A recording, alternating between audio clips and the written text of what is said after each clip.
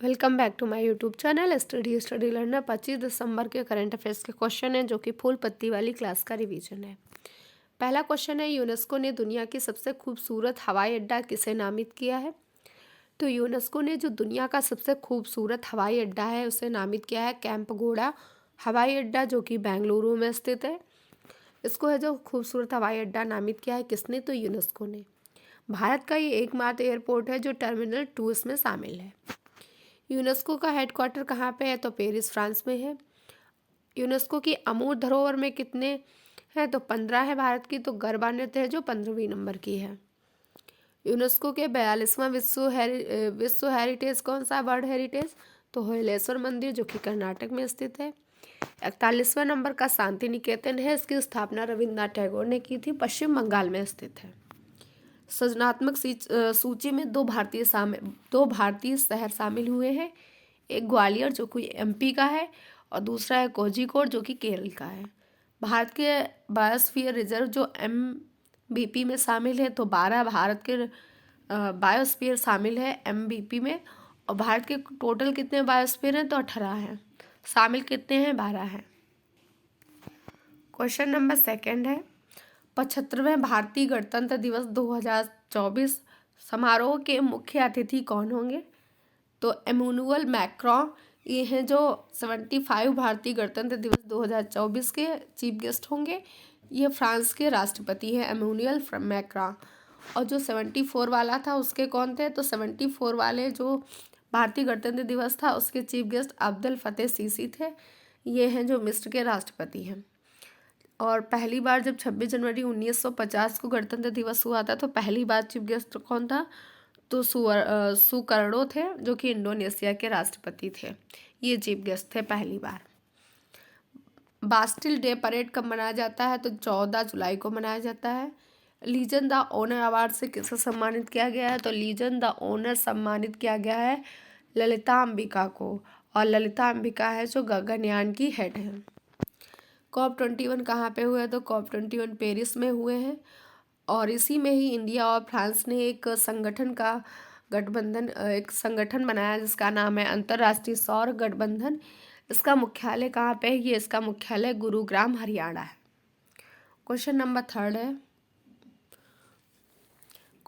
Third है 18वां हिंद महासागर नौसेना संगोष्ठी का आयोजन कहाँ पे हुआ है? तो ये जो 8वां हिंद महासागर नौसेना संगोष्ठी है इसका आयोजन हुआ है थाईलैंड में। 2 वर्ष के लिए इसमें है होस्ट या फिर अध्यक्ष बनते हैं। और थाईलैंड है जो होस्ट बना है। भारत से इसमें कौन शामिल हुआ? तो भारत से आर हरिकुमार शामिल हुए हैं, जो कि नौसेना प्रमुख हैं। 2008 में इसको हिंद महासागर नौसेना संगठन को 2008 में स्टार्ट किया गया था। नई दिल्ली में इसका आयोजन हुआ था तब। और इसका जो झंडा है महासागर नौसेना संगोष्ठी का, ये झंडा इसमें भारत ने बनाया है। 25 सदस्य और 9 पर्यवेक्षक इसमें शामिल हैं। नवीनतम पर्यवेक्षक के रूप में कोरिया गणराज्य शामिल हुआ है। और जो 9वां हिंद महासागर नौसेना संगोष्ठी होगा उसका अध्यक्ष कौन होगा?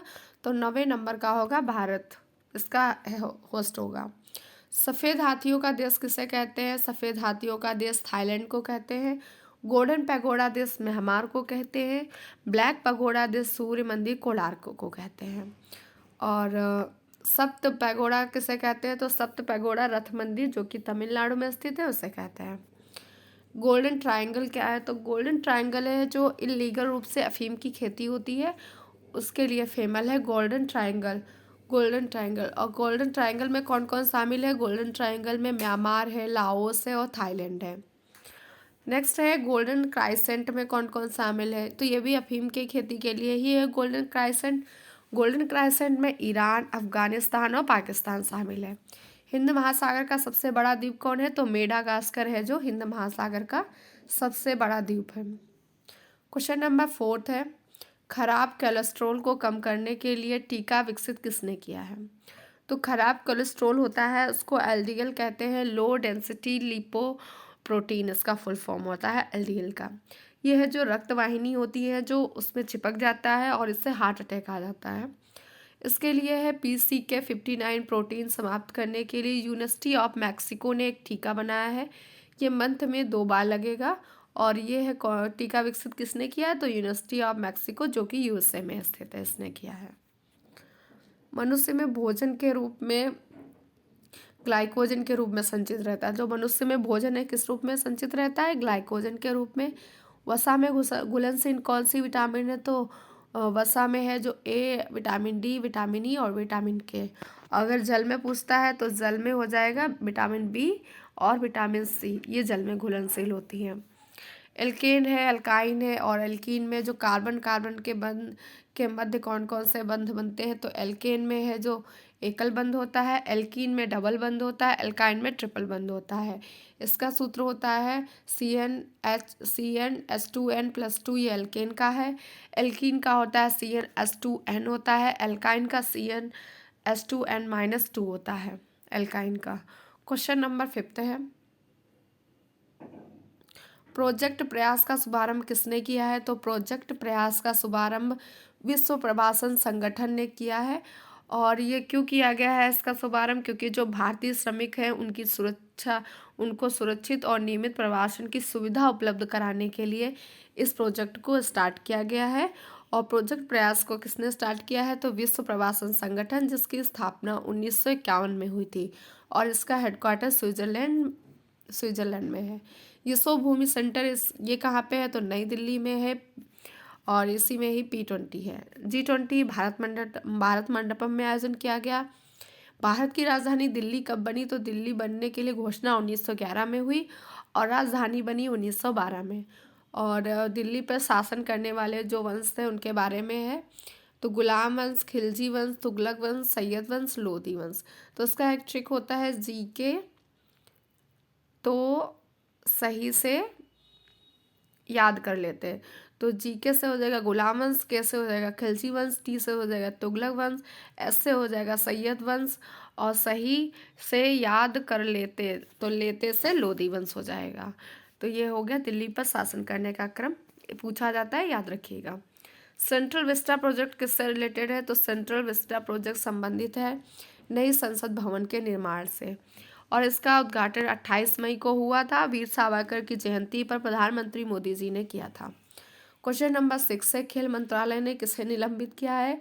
तो खेल मंत्रालय ने भारतीय कुश्ती महासंघ को है जो निलंबित किया है। भारतीय कुश्ती महासंघ की स्थापना 1967 में हुई थी। हेडक्वार्टर इसका नई दिल्ली में है और इसके अभी निर्वाचित अध्यक्ष बनाए गए थे संजय सिंह, और इसको है जो खेल मंत्रालय ने निलंबित कर दिया है।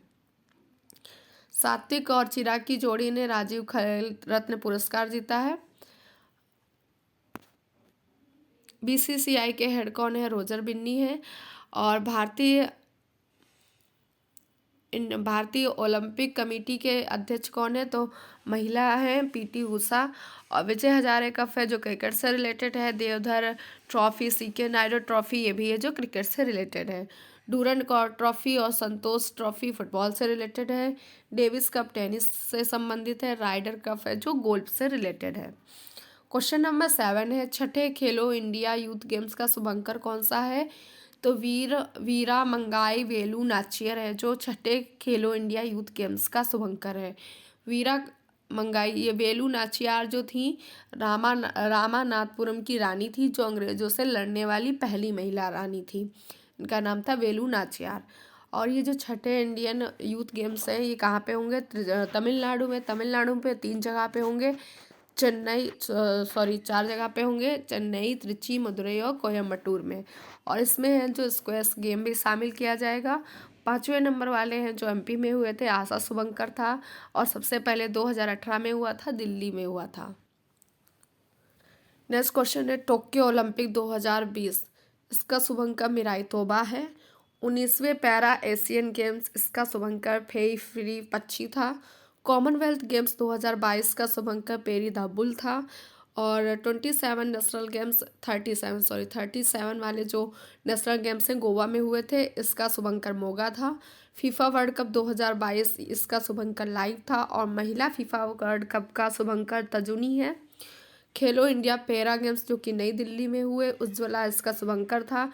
उज्ज्वला है जो दिल्ली का स्टेट बर्ड है, इसीलिए इसको यहाँ का शुभंकर बनाया गया। और इसमें हरियाणा विजय हुआ था। 7 खेल इसमें शामिल थे। क्वेश्चन नंबर 8 है, प्रतिवर्ष राष्ट्रीय किसान दिवस कब मनाया जाता है? तो प्रतिवर्ष राष्ट्रीय किसान दिवस 23 दिसंबर को मनाते हैं। 23 दिसंबर को क्यों मनाते हैं? क्योंकि चौधरी चरण सिंह की जयंती होती है। ये भारत के पांचवें प्रधानमंत्री थे। और इस बार की थीम है राष्ट्रीय किसान दिवस की भविष्य की खेती, ये इसकी थीम है इस बार की। विश्व एड्स दिवस कब मनाते हैं? 1 दिसंबर को। भारतीय नेवी दिवस मनाते हैं 4 दिसंबर को। मृदा दिवस 5 दिसंबर को। सशस्त्र सेना झंडा दिवस 7 दिसंबर को। विजय दिवस मनाते हैं 16 दिसंबर को। अंतर्राष्ट्रीय प्रवासी दिवस मनाते हैं 18 दिसंबर को। राष्ट्रीय गणित दिवस 22 दिसंबर को। और राष्ट्रीय उपभोक्ता दिवस 24 दिसंबर को मनाते हैं। और सुशासन दिवस कब मनाते हैं? तो सुशासन दिवस 26 दिसंबर को मनाते हैं।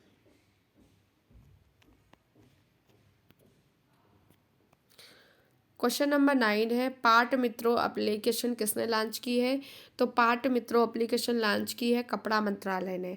और ये एप्लीकेशन यानी कि ये ऐप 6 भाषाओं में लॉन्च किया गया है। किसके लिए लॉन्च किया गया? तो जूट की खेती करने वाले किसानों के लिए लॉन्च किया गया। इनकी जो भी शिकायतें होंगी वो इस पर वो कर सकते हैं। उद्गम पोर्टल किसने लॉन्च किया है? तो उद्गम पोर्टल लॉन्च किया था आरबीआई ने। क्यों लॉन्च किया था? तो जो लावारिस धन होता है उसका पता लगाने के लिए आरबीआई ने लॉन्च किया था उद्गम पोर्टल। निदान पोर्टल लॉन्च किया है नारकोटिक्स कंट्रोल ब्यूरो ने। सुस्वागतम पोर्टल सुप्रीम कोर्ट ने लॉन्च किया था ई एंट्री पास के लिए। और सुप्रीम कोर्ट ने सुवास पोर्टल भी लॉन्च किया है।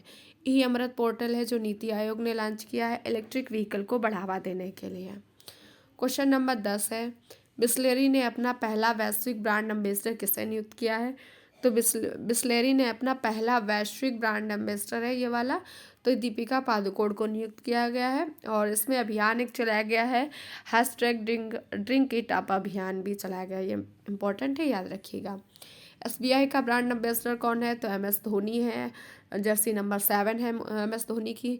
बीपीसीएल का प्योर फॉर श्योर के लिए राहुल द्रविड़ को नियुक्त ब्रांड एम्बेसडर बनाया गया है। पेप्सिको का रणवीर सिंह को। आईसीसी वर्ल्ड कप का शाहरुख खान को। और आईसीसी वर्ल्ड कप में वैश्विक राजदूत के रूप में यानी कि ग्लोबल एम्बेसडर सचिन तेंदुलकर को बनाया गया है। यूनिक्लो जापान के लिए कैटरीना कैफ को बनाया गया है। गुच्ची का आलिया भट्ट को। बंधन बैंक का ब्रांड एम्बेसडर सौरव गांगुली को। चुनाव आयोग का नेशनल आइकन राजकुमार राव को बनाया गया है। तो ये थे ब्रांड एम्बेसडर। और ये थे आज के करंट अफेयर्स के क्वेश्चन। अगर आपको क्लास पसंद आई तो लाइक से सब्सक्राइब जरूर करिएगा। और इसका पीडीएफ आपको टेलीग्राम चैनल पर मिल जाएगा जिसका लिंक डिस्क्रिप्शन में दिया गया है, यहाँ से आप इसे डाउनलोड कर सकते हैं। वीडियो को देखने के लिए thank you so much. Like please जरूर करिएगा।